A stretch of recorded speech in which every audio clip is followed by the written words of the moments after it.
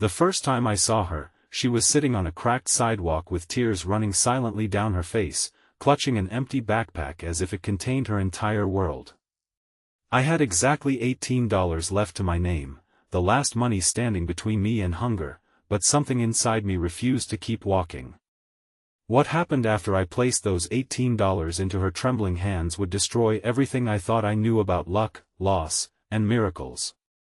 Because before she disappeared into the crowd, she looked straight into my eyes and whispered words I would replay every day for the next 3 years. "I'll come back for you, I promise."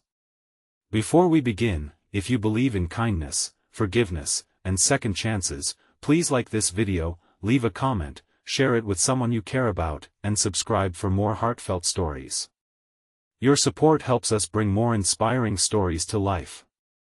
My name is Nolan Mercer, and at 34 years old, I had become an expert at pretending everything was fine. From the outside, I looked like another ordinary man carrying a worn backpack through downtown Portland, searching for temporary construction jobs and smiling politely at strangers.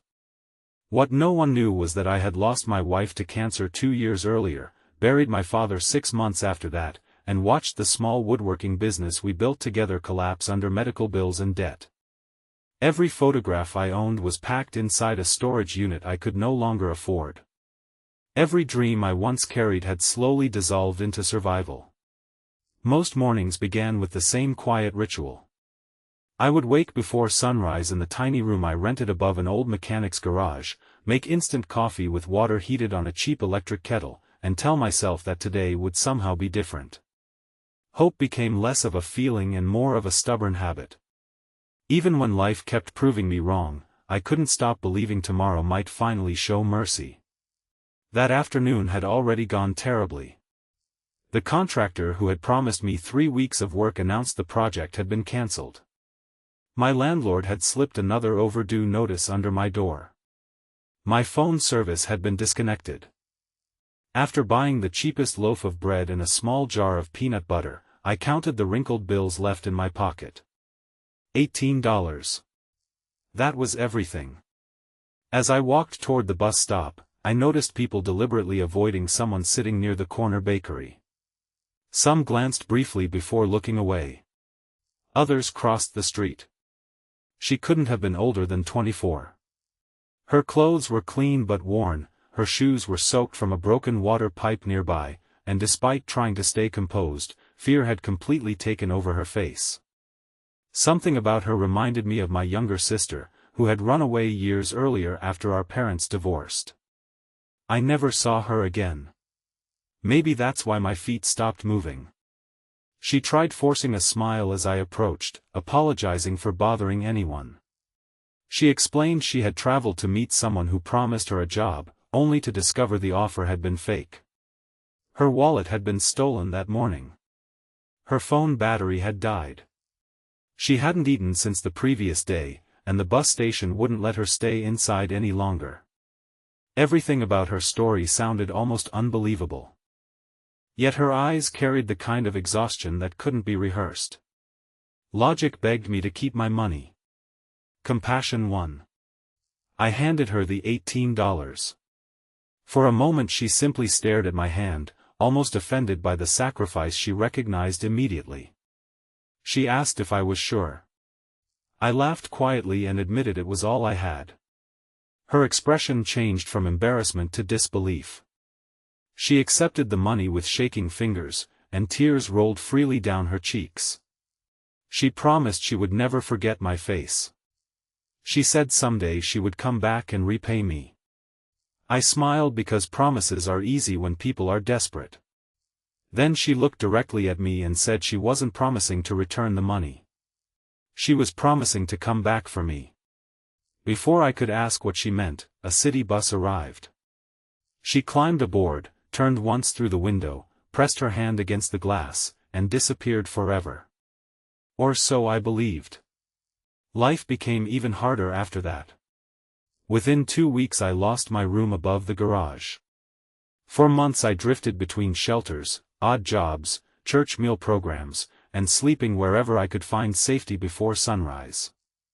Pride slowly disappeared. I learned that hunger changes the way people think. Loneliness changes the way people breathe.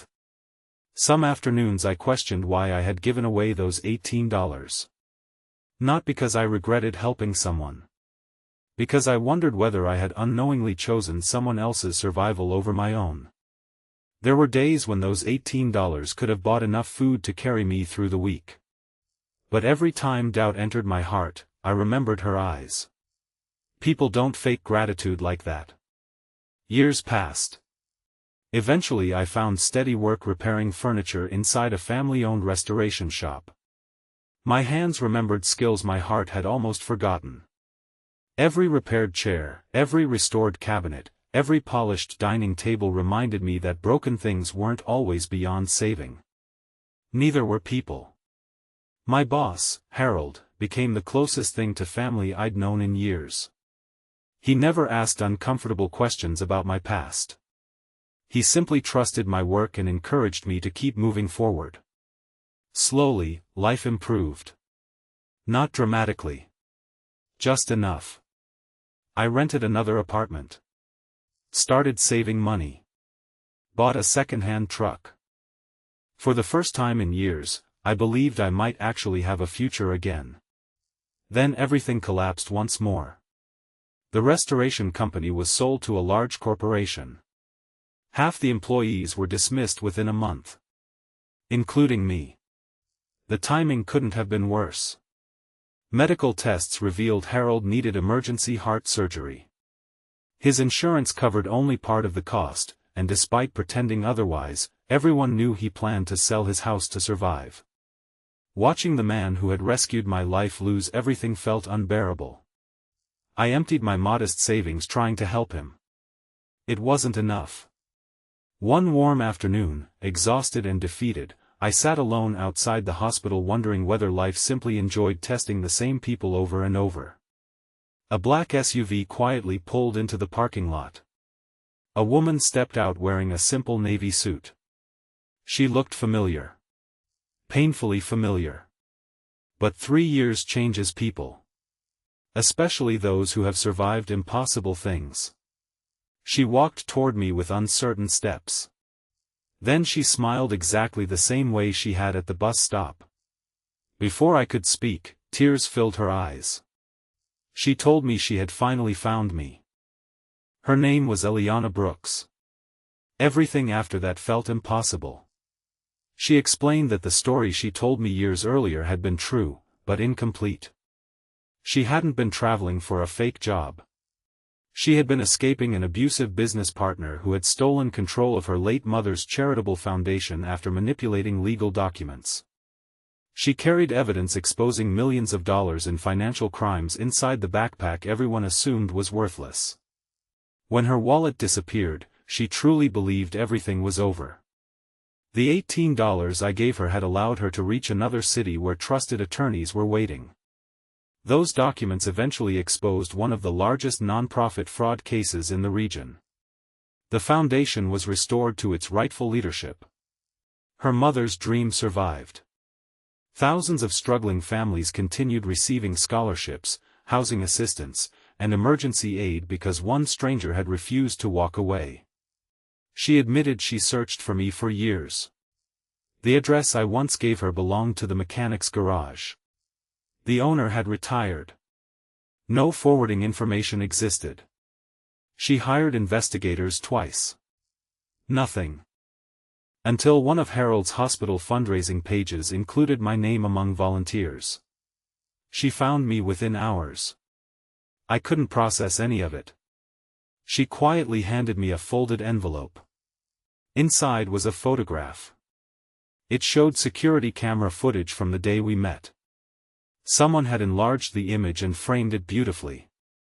On the back she had written that one act of kindness had saved far more lives than either of us would ever know. I couldn't stop crying. But she wasn't finished. She explained that her foundation had created something new. A program called the $18 Promise. Every applicant who faced temporary hardship could receive immediate emergency assistance without complicated paperwork or endless waiting. Staff members were instructed to remember that sometimes hope couldn't wait for approval forms. The program had already helped thousands. She wanted me to become its director. At first I laughed because I assumed she was joking. I had no college degree. No business experience. Only scars. She smiled gently and reminded me that compassion couldn't be taught in classrooms. I already possessed the one qualification money could never buy. A heart willing to give even when it had almost nothing left. Accepting that offer terrified me. I spent weeks convinced someone else deserved it more. Then Harold squeezed my shoulder from his hospital bed after successful surgery, funded anonymously before he could sell his home, and told me something I will never forget. He said kindness always travels farther than the person who starts it. Sometimes it circles the world before finding its way home. Months later I stood inside a bright community center welcoming families who had nowhere else to turn. Some needed groceries. Some needed rent assistance. Some needed bus tickets. Some simply needed another human being willing to believe them. Every application reminded me of that sidewalk. Every grateful smile reminded me of $18. One afternoon an elderly man apologized repeatedly for requesting help replacing broken eyeglasses so he could continue working.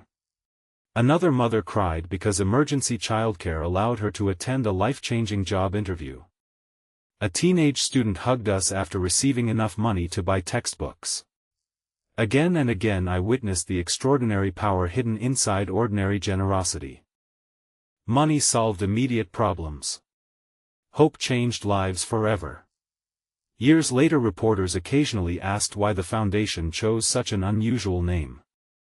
Most expected an inspiring marketing strategy. Instead, I always told the truth. Because the world needed to remember that history doesn't always change through billion-dollar donations. Sometimes it changes because one exhausted stranger empties his pocket without expecting anything back. Speech balloon special request: before the story ends, tell us in the comments, what would you have done if you were in this situation? If this story touched your heart, please like, comment, share, and subscribe for more meaningful and inspiring stories. Your support encourages us to keep creating stories that touch hearts around the world. This story did not end with wealth or fame. It ended with something far more valuable. Harold recovered completely and became one of the Foundation's happiest volunteers. Eliana rebuilt her mother's charity into something stronger than anyone imagined. As for me, every morning I still make coffee before sunrise, but now I look out the window with gratitude instead of fear. I no longer measure my life by what I own. I measure it by the people who leave our office believing tomorrow might finally be kinder than yesterday. Every once in a while I unfold the framed photograph from that rainy afternoon and remember how close I came to walking past someone the rest of the world had already ignored. If I had looked away, thousands of lives, including my own, would have followed completely different paths. Life has a remarkable way of returning the love we give away, although rarely in the form we expect. Kindness is never wasted, forgiveness is never weakness, and hope often arrives wearing the face of a stranger. The smallest sacrifice, offered with a sincere heart, can become someone else's miracle, and one day, when you least expect it, that miracle may quietly find its way back to you.